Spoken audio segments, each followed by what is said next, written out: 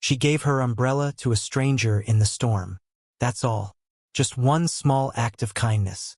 But 12 hours later, 3 black SUVs pulled up in front of her apartment. Men in suits stepped out. No words. No smiles. Just one sentence that changed everything. Ma'am. The man you helped wasn't supposed to be found. At first, she thought it was a mistake. A prank. But then they showed her a photo. The same old man, standing in a war zone years ago wearing a uniform she didn't recognize. His name was redacted. His file was sealed. And yet, somehow he ended up on her street corner, in the pouring rain, alone. Before you scroll past, stop for a moment. This isn't a story about spies or secrets. It's a story about choices, about what we do when we think no one's watching, and what happens when someone is. The rain didn't fall. It slammed. Against the pavement, against the rooftops, against the skin of anyone unlucky enough to be caught outside. It was the kind of New York rain that didn't care if you had a meeting, a plan, or a bad day. Came for everyone. Julia kept walking. Her hair was soaked.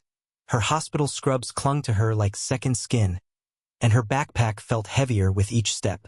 She didn't bother to run anymore. She had already given up on staying dry. Her 12-hour shift had ended an hour late. Emergency trauma. 2 teenagers, 1 drunk driver, no survivors. She had cleaned blood off the floor just an hour ago, and now she was walking home alone through the mess of the city. She could have called an Uber, but she was saving money. Again. She crossed 7th Avenue, her sneakers squishing as she stepped into a wide puddle. The streetlights above flickered, casting pale orange halos onto the sidewalk. A gust of wind sent trash skittering across the street, and the air smelled of gasoline and wet concrete. And then she saw him. First, she thought it was a statue, a shape on the bench. But as she approached, she realized it was a man, old, hunched, still. His head was bowed, his gray hair plastered to his forehead. His hands, resting on his knees, were shaking violently. He wore a light sweater and pants soaked straight through. No umbrella. No coat. No bag.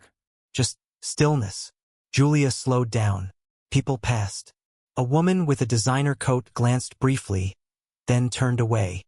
A jogger under a plastic poncho stepped to the side without a second thought. No one looked at him. No one stopped. But Julia did. She stood there for a second, staring at the man, unsure what to do. She wasn't a stranger to people on the streets. Working in a hospital, she saw every kind of story walk through the doors. But something about him was different.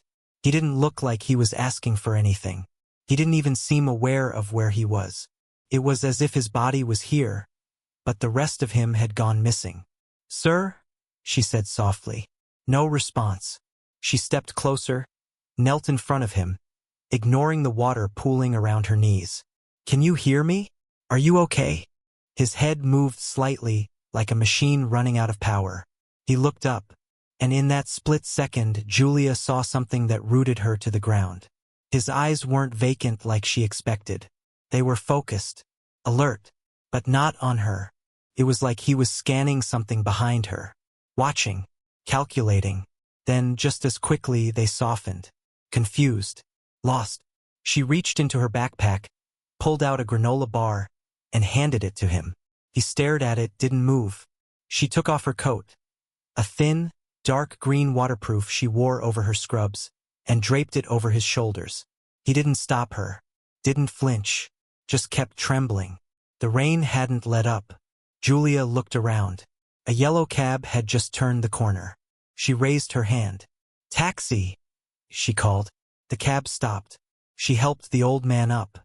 He was lighter than she expected, like he hadn't eaten in days. He didn't speak. He just let her guide him. She opened the back door, gently helped him in. The cab driver, a tired-looking man with jazz playing low from the radio, glanced back. "Where to?" he asked.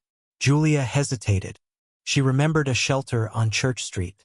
Nothing fancy, but safe, warm, and open late. "Brooklyn Housing Ministry, corner of Church and 9th, she said. The driver nodded. Julia reached into her backpack, pulled out a crumpled 20, and handed it to him.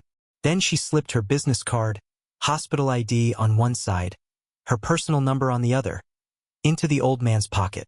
"If you need anything," she whispered, "call me." Still no words. But as the door shut and the cab pulled away, the man turned, looked straight at her, and for the briefest moment he smiled. Then he was gone. Julia stood there in the rain for a few seconds longer, watching the taillights disappear into the mist. She didn't know why she had stopped. She just knew she couldn't not stop. She turned and walked home. She didn't know that 3 blocks away, a camera had captured the entire exchange. She didn't know that the old man's face had been scanned, flagged, and classified in under 60 seconds. She didn't know that somewhere in a cold-lit basement office, a red alert had just been triggered for the first time in 7 years. All she knew was that she had helped someone, and for Julia that was enough. For now. The morning after the storm was unnaturally quiet. Julia stirred awake to the sound of dripping water outside her window, sunlight slicing through the blinds in pale golden slats. Her apartment still smelled faintly of antiseptic and rain-soaked fabric.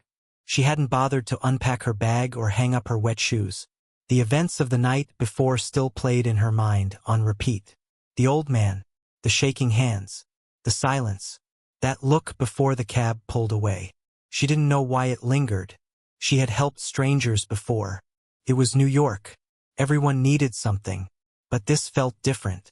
That man hadn't asked for anything. No words, no gesture, no need. He just sat there, still like he was waiting. Her phone buzzed. Unknown number. No message. No voicemail. Just one ring and it ended. She got up, rubbed her eyes, and made her way to the kitchen. The coffee machine sputtered to life just as there was a knock at the door. 3 knocks. Firm. Even. She froze. This wasn't the mailman. It wasn't a neighbor. No one ever knocked like that.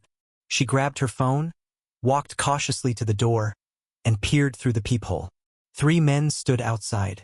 Suits, sunglasses, earpieces. Her heart sank. She opened the door slowly. "Julia Reyes?" the man in the center asked. He didn't raise his voice, but his tone cut through the silence. "Yes. We need to ask you a few questions about last night," he said. "May we come in?" She hesitated. "I think I deserve to know who you are first." He pulled out a black leather case, flipped it open. "Tia." Her mouth went dry. "This isn't about you," he said. "It's about the man you helped." Without waiting for a full response, the 3 men stepped inside, moving with the smooth, silent choreography of people used to slipping into rooms unnoticed. The tallest one carried a folder. He placed it on her coffee table, opened it with a crisp motion, and turned it toward her. Julia stared down at a grainy black and white photo. Her heart skipped. It was him, the man from last night, only younger, standing in front of what looked like a military transport, wearing fatigues, medals, and a hard stare that contradicted everything she had seen on that bench. "What is this?" The agent sitting closest to her spoke softly, but firmly. "That man's name is redacted. For your safety and ours. He went off-grid 7 years ago during an operation in Eastern Europe. He was presumed dead." "But he's not," Julia said, barely above a whisper. "No," the agent replied. "And that's a problem." She looked between the men, trying to piece together what they weren't saying. "He's dangerous?" "He's not just dangerous," the taller man said. "He knows things that were never meant to come back to the surface." Julia sat back, stunned.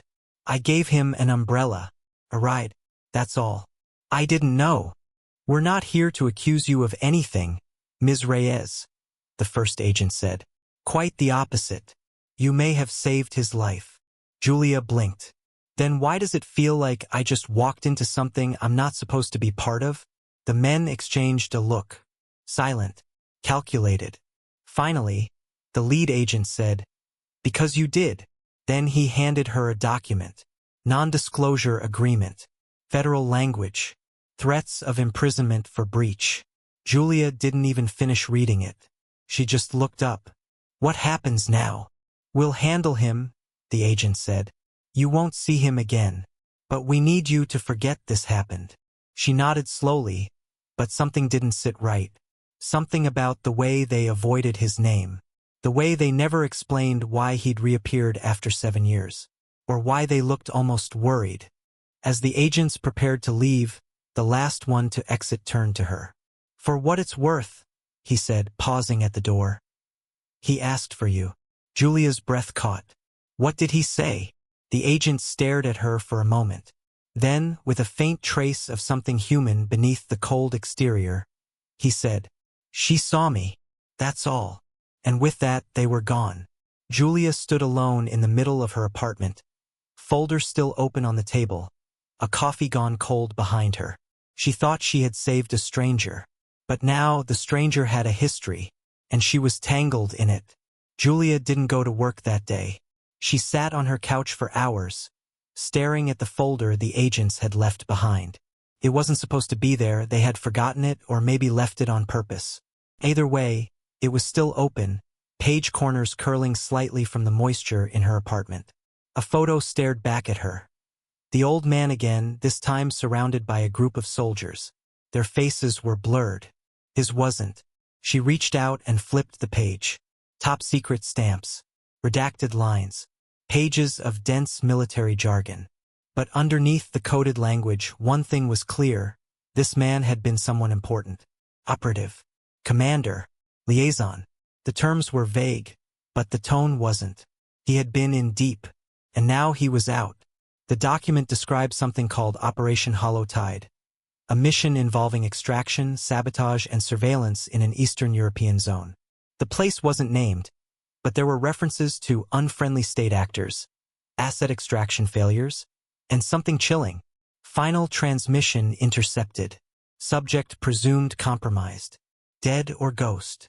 Julia swallowed hard. Dead or ghost? So which one was he? She turned another page. A map. Places circled in red. One of them was in Brooklyn, right near where she had found him.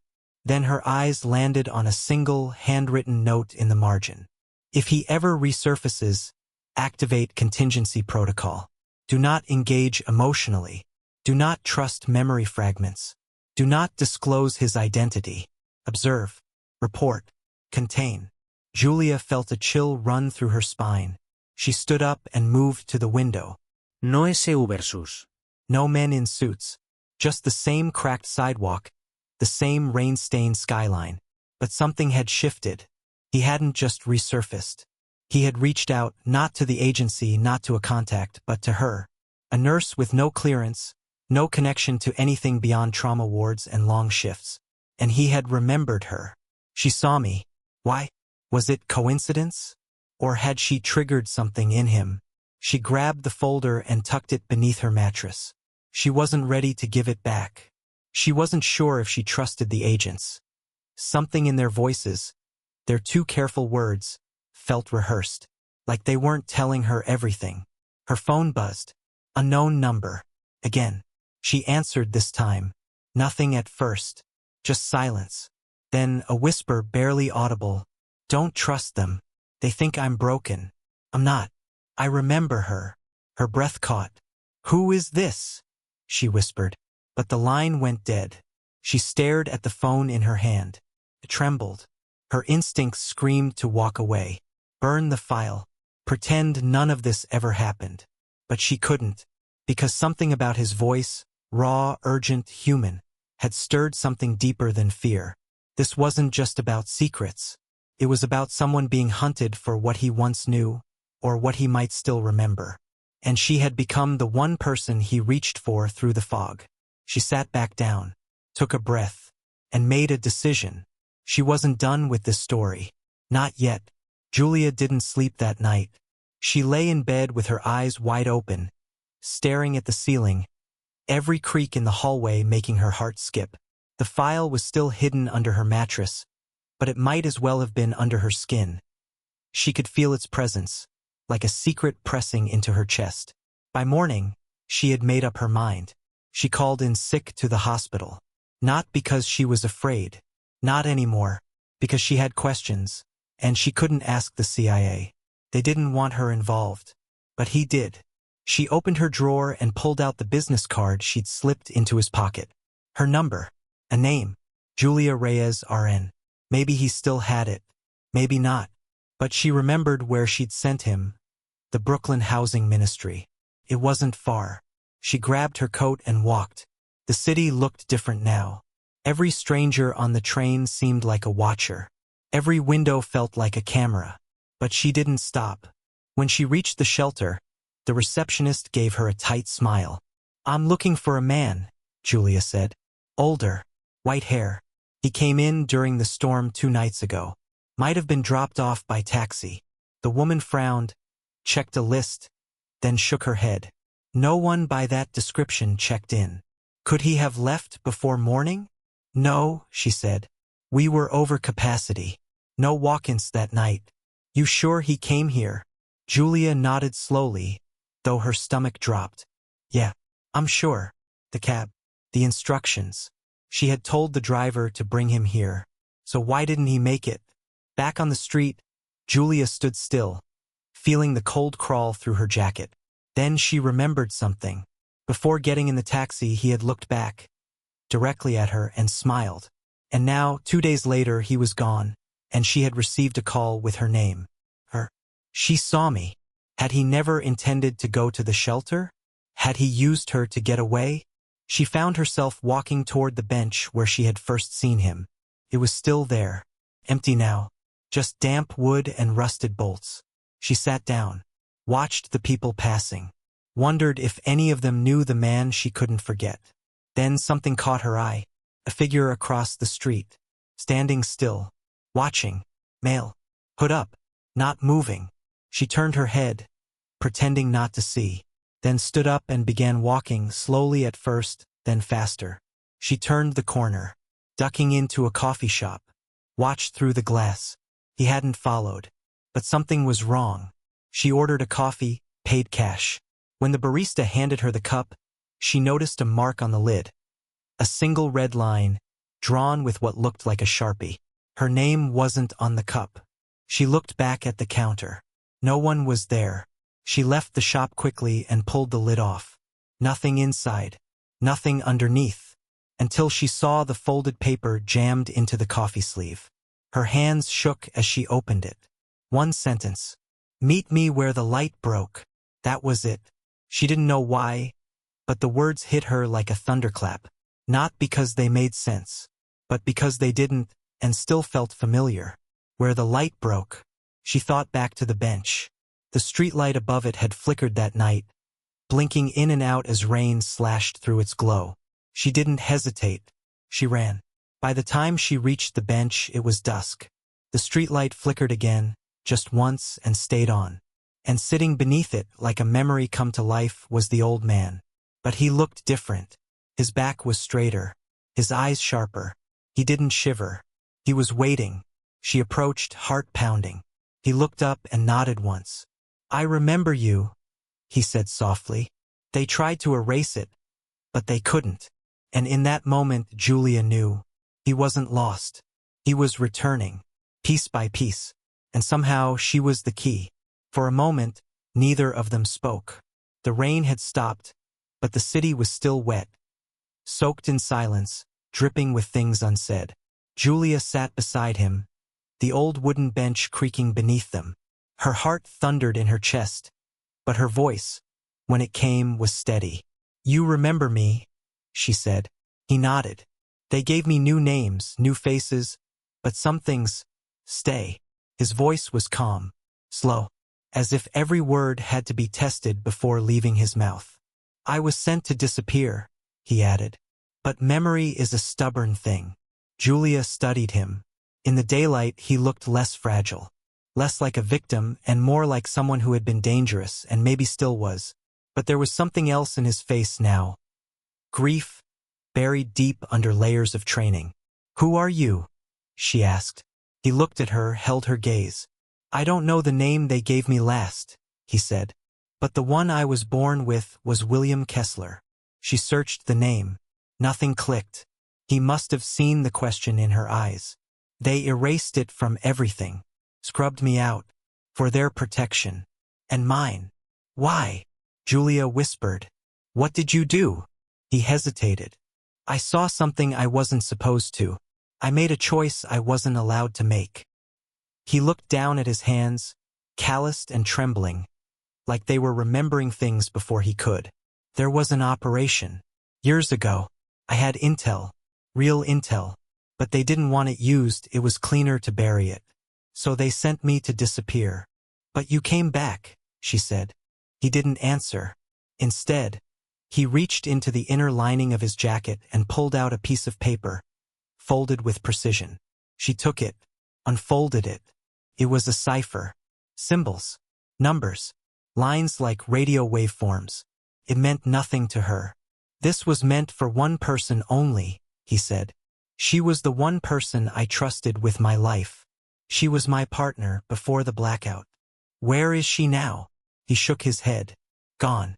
Or silenced. Julia looked at the paper again. Why give this to me? He turned to her, his voice low and certain. Because when I saw you, in the storm, something inside me woke up. I saw her face in yours. Julia felt a chill. He continued, I need you to help me decode this.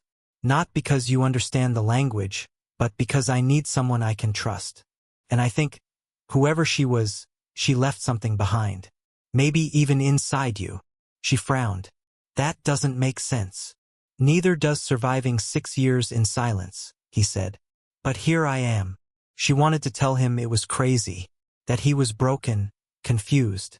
But something about him, the clarity in his eyes, the certainty in his voice, made it impossible to doubt. What does this code lead to? She asked quietly. A location, he said. A memory vault. Something hidden before they wiped me. If we find it, we find the truth. She looked down at the symbols again. They danced on the page like they were alive. I'm not a spy, she said. No, he replied. You're something more dangerous. What's that? Someone who still gives a damn. And with that, the old man who had once been a ghost, a shadow, stood up from the bench, steadied himself, and walked with purpose into the gathering dusk. Julia followed. And just like that, the mission she never asked for had begun. They didn't talk much as they walked. Julia clutched the cipher in her jacket pocket, heart pounding. The streets around them blurred into gray and rust, old warehouses, chain-link fences, graffiti-tagged alleys. Brooklyn had a way of hiding things in plain sight, and tonight it felt like the entire borough was holding its breath. Kessler walked with surprising precision. His body moved like it remembered something his mind was still catching up to. He didn't check directions. He didn't hesitate at intersections. He just moved like muscle memory was guiding him. After 10 blocks, they stopped in front of a rusted industrial building near the river. Windows boarded. Roof partially collapsed. A forgotten place on a forgotten street. This is it, he said. Julia blinked. This? He nodded. It used to be a dry storage facility. But for us, it was something else. He stepped toward a side panel of the building, where vines covered what looked like a sealed metal door. He brushed the growth aside and ran his fingers along a narrow panel hidden in the wall. Faint click. The door slid open with a groan that echoed like a ghost waking up. Inside, darkness, dust, the smell of oil and memory. They entered. Kessler lit a small flashlight from a drawer embedded in the wall. The beam cut across a narrow hallway with concrete walls and steel pipes lining the ceiling. He moved with care, not fear, but reverence. Like he was walking through a church built for secrets. It wasn't just storage, he said. This was one of our black sites. We called it Vault Echo. Only 4 of us knew about it. And the others? He glanced at her. They're dead. Julia swallowed hard. They reached a heavy door at the end of the hall. Kessler entered a code, slow, deliberate. Each beep sounded like it came from another life. The door hissed open. Inside, a small control room lit up in blue. Screens flickered to life. Machines that shouldn't have worked anymore buzzed softly. It felt like stepping into a hidden lab in a post-apocalyptic film. Julia stared. This was yours. Ours, he said. Me and her. The one you remind me of. He walked to a locked cabinet, input another code, then scanned his thumbprint. The door swung open to reveal a small hard drive and a metal box no bigger than a shoebox. He took the box gently, placed it on the table. This is what they wanted to erase. He opened it. Inside, files, maps, faded photos, a few data sticks, one locket. Julia reached for the locket. Inside, 2 photos, a young man, Kessler, and a woman with piercing eyes. That's her, he said. What was her name? He closed his eyes. I don't remember, he whispered. They took it, scrubbed her from me, but not completely. He tapped the side of his head. There are echoes. Julia stared at the hard drive. What's on it? Evidence. Communications. A list of operatives who went off-book. It wasn't just about surveillance. They were planning something. A reset. And we got too close. And now they think you're the only piece left. He nodded. But with this, we can finish what we started. Julia looked at him, truly saw him. He wasn't a relic. He was a witness. And now a threat. But more than anything, he was human. What happens if we open it? His eyes narrowed. Everything changes. She reached for the drive, then stopped. Are we being watched? Kessler didn't move, but his hand slid under the table. Always, he said quietly. The question is, who's watching now? The hum of old servers filled the air like distant thunder. Julia stared at the hard drive, still cold to the touch, as if it had been waiting years for someone to finally bring it back to life. Kessler connected it to the terminal. A clunky, dust-covered interface that looked like it hadn't seen power in decades. The screen flickered. Lines of code began crawling upward. Encrypted logs, timestamps, code names, partial audio files. Julia leaned in, trying to make sense of it. Suddenly, the lights dimmed. A red indicator on the monitor blinked once. External signal detected. Julia's breath caught. What does that mean? Kessler's eyes sharpened. It means we're not alone. He reached under the desk and flipped a switch. Somewhere deep in the floor, heavy locks began clicking into place. The building sealed itself like a fortress waking from slumber. A grainy voice came through the terminal speakers. Distorted, digitally masked. Vault echo breached. Unregistered access. Exit now or face extraction. Julia looked at Kessler. They found us. No, he said slowly. They were already watching. This vault wasn't abandoned. It was bait. His fingers flew across the keyboard, overriding security layers. We have 5 minutes before they triangulate. The screen filled with a stream of data. Old conversations, surveillance images, orders signed by people whose names had long been buried beneath redacted ink. Then one image appeared. Julia. From the night she gave him the umbrella. Captured from above, timestamped, labeled, civilian interference, priority contact. She took a step back. They've been watching me? Kessler nodded grimly. The moment you touched me, you became part of this. They were waiting to see if I'd remember. And I did. Julia shook her head. So what now? They're coming to kill us? No, Kessler said. Not yet. First, they'll try to silence the vault. Destroy it before the data leaks. He pulled out a flash drive and inserted it into the terminal. We can't take everything, but we can take the truth. Enough to expose them. The screen loaded a progress bar. Uploading. 12%. Outside. A low rumble began.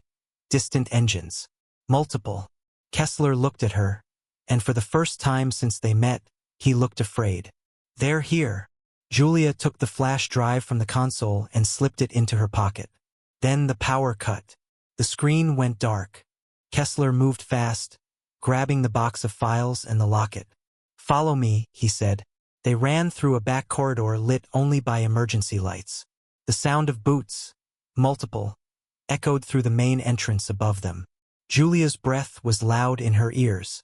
The flash drive bounced against her chest. Kessler led her down a hidden stairwell, past rusted pipes and old ammo crates. They burst into a loading dock and came face to face with 3 armed men in unmarked black uniforms. Julia froze. Kessler stepped forward, raising his hands. Don't shoot. We'll come peacefully. The man in front nodded, then said something chilling. We're not here for you. We're here for her. Julia's heart stopped. What? Kessler stepped in front of her. You're making a mistake, he growled. But the lead operative only smiled. We know who she is now. He raised a weapon, and everything went white. When Julia opened her eyes, everything was smoke and chaos. Alarms blared somewhere in the distance. The air was thick with dust and static. The white flash had been a flashbang, disorienting, loud, but non-lethal, tactical, controlled. Whoever these people were, they weren't just trying to capture her. They wanted her alive. Kessler pulled her to her feet. His voice was sharp now, direct. Whatever softness he'd shown before was gone. Move! They sprinted through the rear corridor, dodging debris as ceiling tiles crashed behind them. She could barely hear him over the ringing in her ears, but her body moved anyway, driven by instinct and adrenaline. They're not CIA, he said, pushing open a rusted service door that led into a narrow alley behind the building. They're private, contracted, ghost ops. Julia's legs burned. They said, they were here for me. They were, Kessler snapped. And that means there's something about you they want. They darted through the alley into a maze of crumbling brick buildings and graffiti-tagged delivery bays. Gunfire echoed behind them, short bursts, not aimed to kill, but to herd. They're trying to drive us somewhere, Julia gasped. Exactly, he said. So we go the opposite way. He yanked open a service hatch, shoved her inside a utility corridor that reeked of mold and rust. They climbed 2 flights of metal stairs, ducked through an access tunnel, and finally emerged on the rooftop of a neighboring building. Below, black vans screeched to a stop outside the vault. Dozens of men flooded the street. Tactical helmets. No insignia. They move like Tier 1, Kessler muttered. But no tags. That's what makes them dangerous. No country, no rules, no one to answer to. Julia was shaking. Her lungs burned. Her thoughts were spinning. Why me? I'm a nurse. I don't know anything. He looked at her, eyes fierce. But you do. Or rather, something in you matches something they've seen before. He pulled the locket from his pocket, opened it and handed it to her. The woman inside, his old partner, looked eerily familiar. Julia stared. That's not possible. It's not about the face, Kessler said. It's something deeper. DNA? Behavioral markers? Whatever it is, they think you're connected. She stepped back. No, that's insane. But in her chest, the truth began to stir. Because there were gaps in her childhood. Blurred memories. A foster home she barely remembered. A government-funded scholarship she never applied for. She had always told herself it was luck. Now she wasn't sure. A shadow moved across the rooftop. Kessler spun, pistol raised. But it wasn't an agent. It was someone else. A woman. Late 40s. Short-cropped hair. No weapon drawn. She held up her hands. I'm not with them. Kessler narrowed his eyes. Then who the hell are you? She looked at Julia. My name is Commander Gray. I worked with your mother. Julia staggered. What? The woman stepped closer. You were never supposed to be dragged into this, she said softly. But they saw you. They ran facial indexing. The resemblance triggered an old protocol. Now they want to know what you inherited. I don't understand. You will, Gray said. But first we need to move. Now. More vans appeared on the streets below. Sirens. Drones in the sky. Gray turned to Kessler. You kept the drive? He nodded. Gray's expression darkened. Then everything's in motion. And there's no going back. They moved fast. Gray led them through a hidden access door behind a rooftop ventilation unit. A narrow shaft that dropped them into the upper floors of an abandoned garment factory. Dust hung in the air like memory. Light filtered through broken windows in shafts of gold and ash. We have 1 hour, Gray said. After that, this entire grid will be under lockdown. Julia could barely think. Her mind was a storm of broken facts and impossible revelations. You said you knew my mother, she said as they descended a rusted staircase. Gray didn't look back. I didn't just know her. I served under her. She was one of us. One of what? Kessler answered instead. She was an intel architect. Deepfield. Built protocols to bury operatives so deep not even the agency could find them. Julia stopped walking. That makes no sense. My mother died in a car accident when I was 6. Gray turned, finally meeting her eyes. That's what you were told. The truth is, she disappeared during Operation Hollow Tide. And when it became clear she wouldn't make it out, she triggered a failsafe. Failsafe? Julia whispered. You, Kessler said. She had her DNA and psychological pattern mapped and encrypted, embedded into a sleeper program. Julia backed away. That's not real. That's science fiction. No, Gray said calmly. That's black science. Deep agency work. Off-record. Unauthorized. Your memories, your instinct for details, your medical intuition, it's not accidental. It's inherited. Julia's voice cracked. So what does that make me? A walking vault. Yes, Kessler said. And now, they're trying to open you. She couldn't breathe. Everything she thought she knew. Her childhood, her education, her job. All of it felt constructed, like walls built around something fragile she was never supposed to see. She looked at Gray. Why now? Why come for me now? Gray's face hardened. Because the drive Kessler recovered doesn't just contain data. It contains your mother's final transmission. Kessler pulled out the flash drive. We haven't decrypted it yet. We need a clean line and isolated power to access the embedded layers. Gray nodded. There's a safe site 2 blocks east.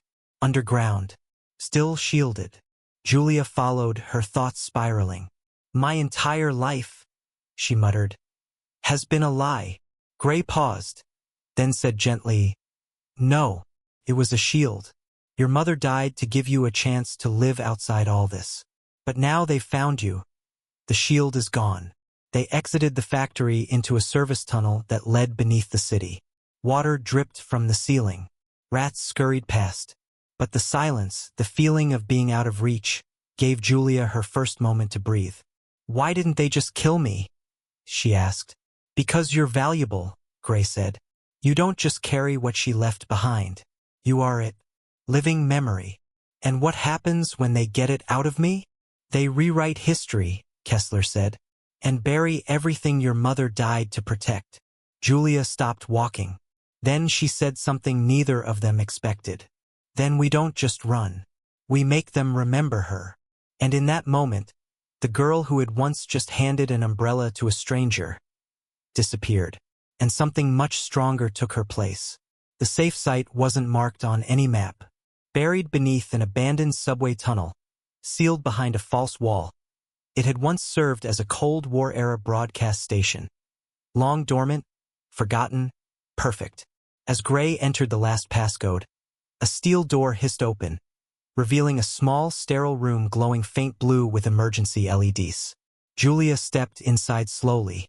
Everything in the space was built for silence and speed. A reinforced console, shielded antennas, analog backups, physical switches instead of screens. The kind of room built for one purpose, to transmit a message the world wasn't ready to hear. Kessler slid the flash drive into the core port. Gray powered up the main terminal. This signal will only go out once. After that, the network will burn itself. Where does it go? Julia asked. Every secure Dropbox your mother created, old allies, buried intel stations, even foreign networks that still owe her a favor. Kessler looked at Julia. If this works, her voice comes back. Not as memory, as proof. The screen blinked to life. Progress bar. Decrypting embedded archive. 7%. Gray placed a hand on Julia's shoulder. What happens next, you can still walk away from. Once this file opens, there's no going back. Julia didn't flinch. Play it. The room went silent as the screen flickered, then stabilized. And then a voice, faint, female, steady, filled the space. This is Commander Elena Reyes. Designation Echo 9. If you're hearing this, it means I didn't make it home. But I didn't fail. Not yet. Julia froze. Her knees nearly gave out. The voice, her mother's voice, wasn't just familiar. It was alive, unfiltered, a message from a ghost who had never really left her. They're rewriting the field, killing witnesses, erasing names. If you find this, the truth lives in you now. You're the key. They can't control what's inherited. Not yet. Julia listened, tears tracing silent lines down her cheeks. To my daughter, I'm sorry. I had to hide you. You were never meant to be part of this world. But you were born for it. And if you're hearing this, then it's yours now. All of it. The screen glitched, then went black. No more words. Just silence. Julia stood still. For the first time in her life, the pieces fit. She was not just a nurse. Not just someone who got lucky with scholarships or happened to survive system after system. She was her mother's last line of defense. The living version of everything that had once tried to be buried. Kessler turned to her. What now? She looked back, and her voice was calm. Now we make them remember who she was. And we burn down the lie. Outside, the first signals began to transmit. Buried stations blinked to life. Old friends stirred. And far away, deep in some Cold War room lined with blinking servers, alarms began to go off. The file had been opened. The signal had gone out. The ghost had spoken. And the world was about to change. And maybe that's how real stories end. Not with a final answer, but with a signal sent, a memory uncovered, a choice made. If the story moved you even just a little, share it. Let someone else feel what you just felt. Because the world doesn't need more noise. It needs more meaning. And here at Endless Stories, we don't just tell stories, we pass them on. Hit subscribe, turn on the bell, and come back for the next story that just might stay with you. Because some stories end. But the ones that matter, they echo forever.